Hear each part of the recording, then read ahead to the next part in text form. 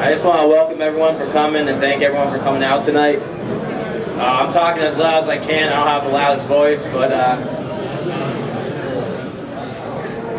I know I'm trying to talk as loud as I can. 8 years ago, it feels like I was doing this, the same thing when my dad first announced that he was going to run. But the only difference from 8 years ago, besides that we've gotten older, is that there's been a lot of good changes, a lot of positive changes. And there's many people that you could thank for that, but the first person I think you need to thank is my father, because I think he's done a tremendous job keeping the downtown safe, getting the neighborhoods better, bringing businesses downtown.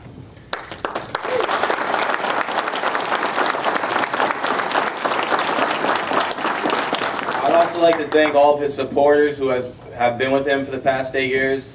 Honestly, we may not thank you enough or thank you all the time, but we really would never be here without you, and you continue to come to his fundraisers and his events, and we really, from our family, cannot thank you enough. Next, I'd like to introduce my sister, Kelly. She'd like to have some words to say, so thank you.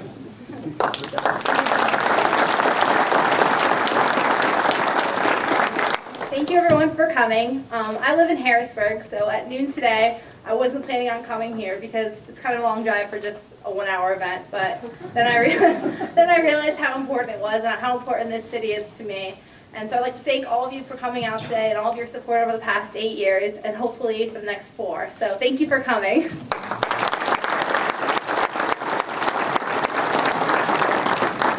Good evening. I'm Courtney. I'm the youngest. And I'm sure you think I'm up here, I'm going to talk about my dad in the future, but I'm going to switch it up and actually talk about my mom in the past. Around 20 years ago, my mom was pregnant, and it was the first political event, first political run my dad was going to run for. And right before the first primary, I was born, and only a couple of days later, my dad won the first primary.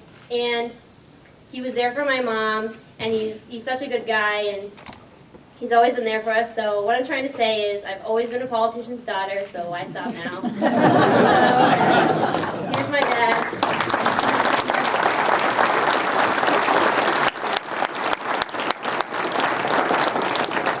Thank you. I told them 10 minutes ago that they're going to introduce me, so I appreciate Courtney, Kelly, and Tom, especially Kelly, driving in. And if I can get through a campaign with my wife 8 months pregnant, I can get through any office in the sector. Good evening. I would like to thank City Council members who are here this evening, the City Controller, my mother, Nancy, my brothers, and my sister, and my family, my wife, Patty, who's sitting here in the front, and my 3 children who you just heard from. Tonight, I would like to address the people of Wilkes-Barre directly.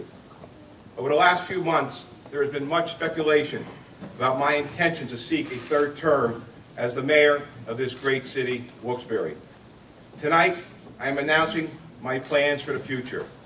I intend to seek re-election for the office of mayor in the city of Wilkes-Barre.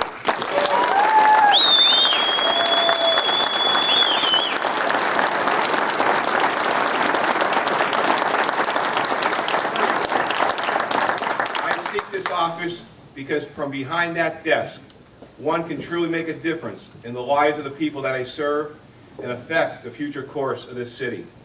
I believe we have arrived at a crucial crossroads for this city. The progress that we have fought so hard for together is surely sustainable, but clearly reversible.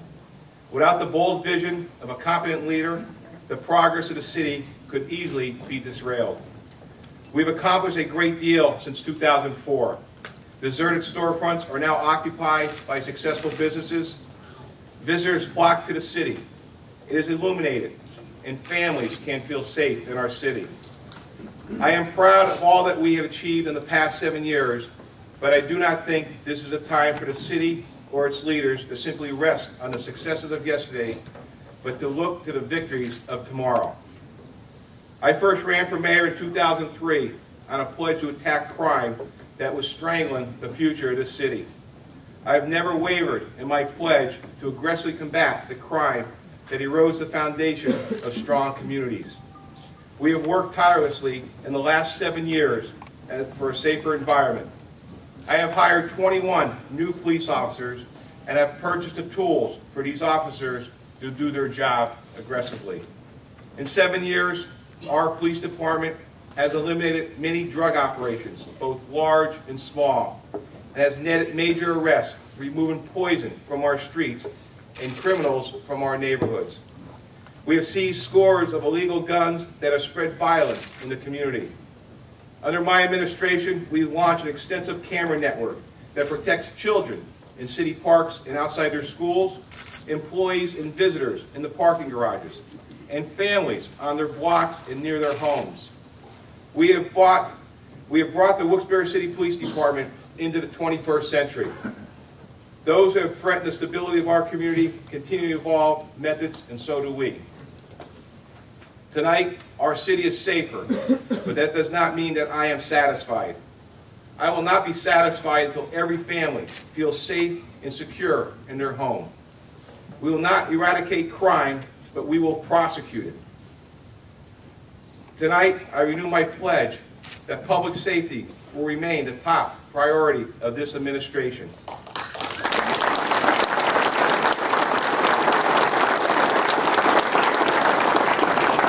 While the crime of the streets captures the headlines, there is an equally devastating crime gaining a foothold on our neighborhoods. Absentee landlords have inflicted economic crime on the taxpayers of this city. Stringent code enforcement operations will continue to make sure rental units are properly regulated to ensure the safety of our residents and the stability of our community. To every landlord in the city, I have a message for you here tonight. If you want to invest in our city, whether you were born in Wilkes-Barre or outside of the area, if you want to become a community partner and a good neighbor of thousands of residents who have lived here for decades, then we welcome you into our community.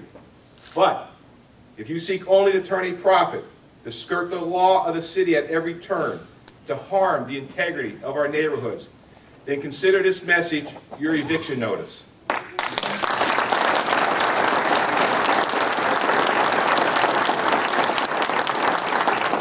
We have had successes in these areas. We will not be afraid to try new ideas and implement new strategies for residential development.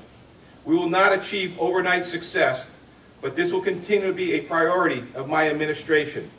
This is an important fight, but one I have no intention of losing.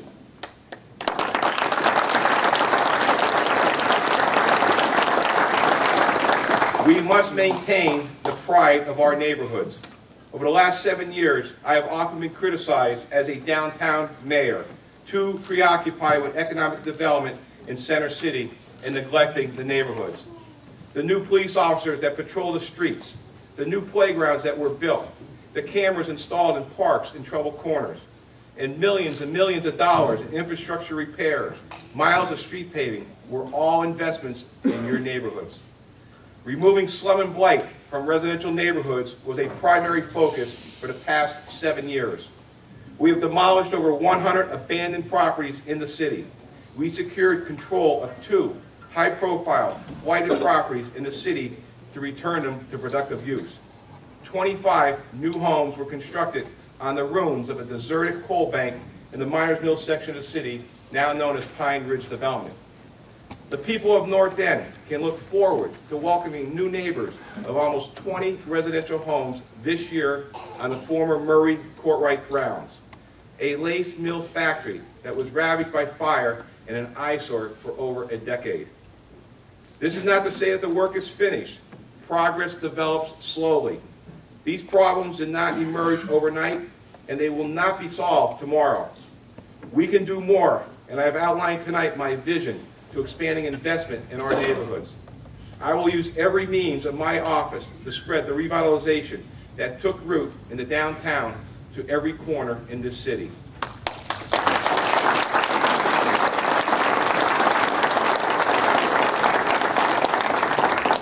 If the heart of the city is the downtown, then the lifeblood of the city is the neighborhood and the people who live there. One cannot survive at the expense of the other. When I took office, the downtown was deserted. Businesses shuttered their doors and job growth was smothered. I made redevelopment of the downtown a priority, not of choice, but of necessity. We needed to recruit and retain businesses to solidify the tax base, We needed job opportunities to keep our best and brightest here in the city. And we needed retail, restaurants, entertainment venues to invite people to raise their families in the city and encourage the growth of the next generation. We faced a stark reality in January of 2004, and very few people believed that the city could recover. We had to tackle our greatest problems immediately or face economic ruin. Revitalizing the downtown became paramount. Look at the results. The economic rebirth of the city is remarkable in spite of the worst economic recession since the Depression. These actions were necessary to preserve the neighborhoods. I can say with absolute certainty that every decision I made as mayor was made because I thought it was right for the city. Not necessarily because it was popular. I've made difficult decisions, as you're aware of, over the last 7 years, and I will continue that into my next term. I have never made a choice that would be counter to public interest, nor will I in the future. Since I first put my name on the ballot as a council candidate, I've always thought of myself as a public servant. I brought the same mindset from experience in the private business to the halls of government. I have cut jobs in the city, and I've reduced expenses to make your government more efficient and responsive to your needs. I would ask you to take a hard look at the progress of our city and the developments of the last 7 years, and ask yourself honestly, is the city better off today than it was in January of 2004? Judge me on that question alone.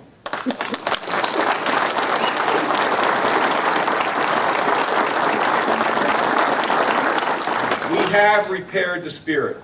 The pride is back in Wilkes-Barre, as evidenced by many of our neighborhood residents and community groups stepping up to assist city leaders.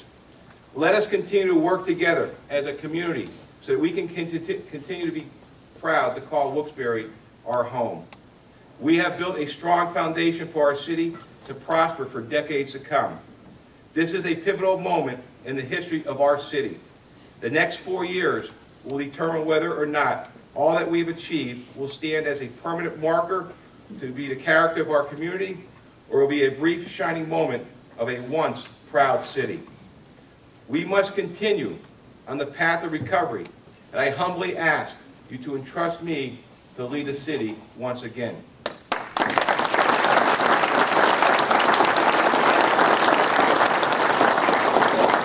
I ask you, go out and vote on May 17th. When you enter that voting booth, I'm asking you to consider Tom Leighton as your choice for Mayor of Wilkes-Barre over the next 4 years. Thank you very much for your attention, your time. I wish you a good night. Thank you.